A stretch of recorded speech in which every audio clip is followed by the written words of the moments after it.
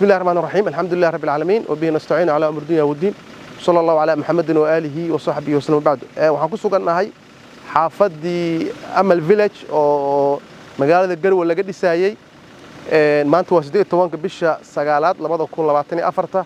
runtii waxa ay soo dhaweeyay maamulka xarunta oo itusay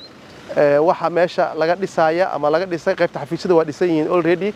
iyo qaybtii laga maamulayay 8 qaybood oo guriye ah in la dhisayo ayaa lagu tusay presentationkii guriyaha qaar dabaqyo waaye qaarkood waa jili runtii guriye aad u qurux badan ma sha Allah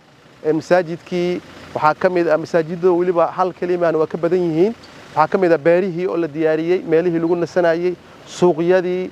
meelihii lagu ciyaarayay guriyahana mid walba qof walba tabartiisa ayaan soo arkay runtii waa arin aad u fiican oo wanaagsan in dalka saan loo maalgeliyo oo dadka qurbaha noqdaan ama dadka gudaha noqdaan guriyahan runtii oo qiimo jaban haddana si fiican loo diyaariyay la geliyay aqoon la geliyay farsamo fiican aad baan ilaahay baa ku mahadsan subxaanahu wa ta'ala thumma maamulka Amal real estate waa u mahadnaqaynaa xaafadan gaarka ah hadda hal soo booqdo oo dadku hagataan oo ha ka faa'iideystaan runtii Garowe waxay ku soo kordhisay qurux bay ku soo kordhisay waxay ku soo kordhisay